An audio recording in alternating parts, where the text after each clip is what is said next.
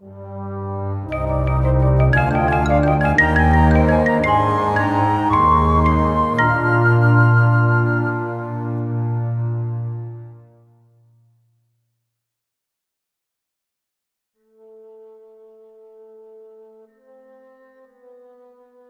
el califa Walid nombró a Musa ibn Nusayr como gobernador de Ifriqiya, este último quería continuar la expansión musulmana en Europa.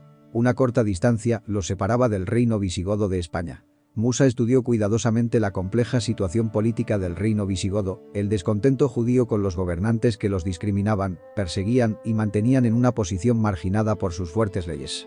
También pudo observar la oposición al último rey visigodo, Rodrigo, y las conspiraciones de sus numerosos enemigos políticos, en especial el partido de Witiza y sus sucesores. Musa envió primero una misión comandada por Tarif ibn Malik, probablemente en julio del año 710. Tarif arribó al punto más meridional de España, en un lugar posteriormente llamado Tarifa, con un contingente de 400 hombres, saqueando Algeciras, para rápidamente retornar a África e informar a Musa de la situación del reino visigodo. Una figura central en la invasión árabe a la península ibérica es el llamado conde Don Julián, gobernador de la ciudad de Ceuta, la cual era la última posesión del imperio bizantino en el norte de África, personaje sobre el cual surgieron muchas leyendas. Todos los datos conocidos de este personaje son legendarios o incompletos, comenzando por su propio nombre, origen y autoridad a la que obedecía.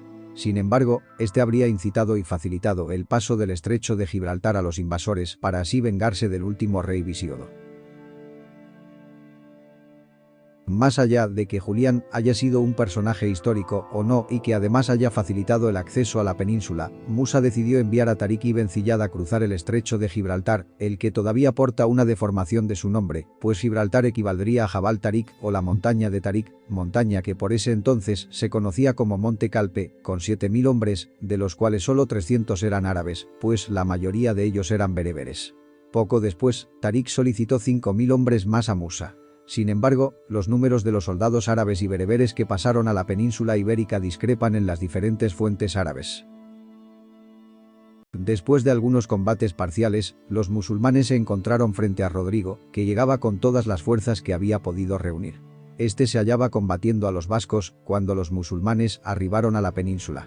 Rodrigo avanzó hacia el sur lo más rápidamente posible, reclutando tropas entre las aldeas que iba atravesando, las cuales no estaban preparadas para el combate y carecían totalmente de entusiasmo. La batalla, que comúnmente se llama del Guadalete, aunque un grupo de investigadores sostiene que la batalla se libró en otro lugar, se desarrolló el 19 de julio de 711, la cual tuvo como resultado la derrota de los visigodos. Todo el partido hostil a Rodrigo hacía votos por su derrota. Los hijos o los parientes de Witiza, a los que Rodrigo confió los flancos del ejército, se retiraron sin combatir. El centro, donde estaba el rey, fue destrozado, y Rodrigo pereció o desapareció luego de la derrota. Como consecuencia de la derrota, las estructuras militares visigodas quedaron diezmadas y descabezadas. La descoordinación de la resistencia, junto con nuevos descalabros militares, llevó a que algunos huyeran hacia las regiones montañosas del norte peninsular o a la aceptación de los pactos ofrecidos por los musulmanes, como fue el caso de Teodomiro. Tarik comprendió el provecho que podía sacar de su victoria y, a pesar de las órdenes de Musa, marchó directamente hacia Toledo, mientras que otros destacamentos iban a ocupar Córdoba, Archidona y Elvira. Musa se apresuró a llegar a España para encabezar la conquista. Empleó un año en terminar la sumisión de Andalucía y de las provincias limítrofes. Mérida, que por entonces era una populosa ciudad, le retuvo bastante tiempo frente a sus muros y luego que la ciudad se rindió, avanzó hacia Toledo. Tarik acudió a su encuentro, en donde fue reprochado por Musa, quien le arrebató el mando, aunque una orden posterior del califa Walid le obligó a devolvérselo.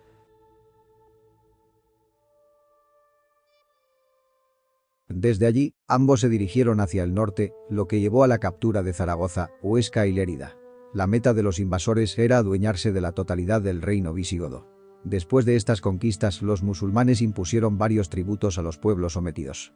También se dispuso la confiscación de las propiedades y riquezas de los visigodos que hubieran muerto o huido durante las campañas militares. 3 años después de la victoria de Guadalete, los musulmanes dominaban la mayor parte de la península. En el año 714, tanto Musa como Tarik recibieron la orden del califa Walid de acudir a Damasco para rendir cuentas de su actuación. Musa dejó al frente de los nuevos dominios del Islam a su hijo, Ad-al-Aziz, que gobernaría la península desde el año 714 hasta su asesinato en el año 716.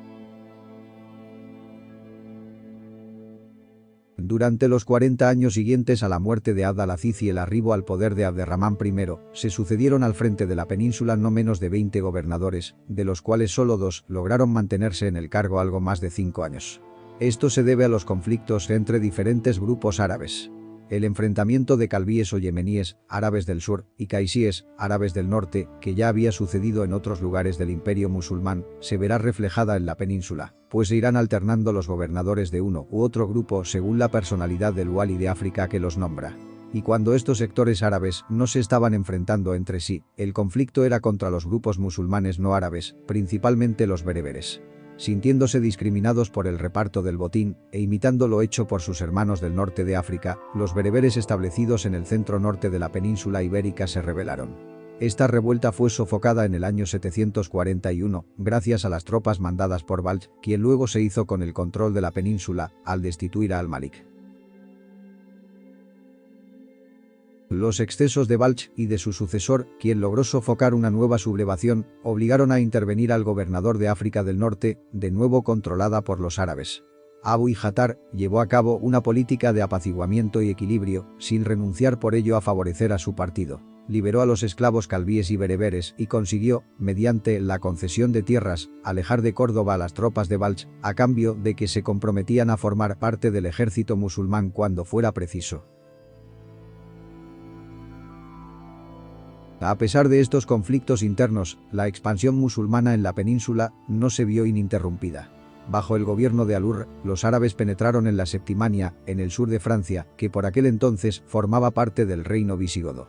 Desde allí, lanzaron expediciones sobre los territorios del reino franco. Carlos Martel acudió en defensa, derrotando a los árabes en Poitiers en el año 732. A pesar de la derrota, los musulmanes se mantuvieron en Septimania, continuando con sus incursiones en el territorio franco. En España, el foco principal de resistencia a los musulmanes se localiza en las montañas cantábricas y asturianas. La tradición nos dice que los restos del ejército visigodo se refugiaron en las montañas asturianas, donde, en el año 718 o en el 722, obtendrían la primera victoria importante, en Covadonga, sobre los musulmanes. Sin embargo, las luchas de facciones por el poder continuaron durante los años 742 a 756, sobre todo en las proximidades de Córdoba. En ese contexto, se produjo el desembarco, el 14 de agosto de 755, del único príncipe omeya que había conseguido escapar de Damasco y librarse de la persecución que los abasíes perpetraron contra su familia. Contando con el apoyo de gran parte de los clientes omeyas, es decir, antiguos esclavos de la familia califal, Abderramán venció al gobernador Yusuf en Almusara, cerca de Córdoba, y se proclamó emir, rompiendo toda atadura con el califa abasí de Bagdad.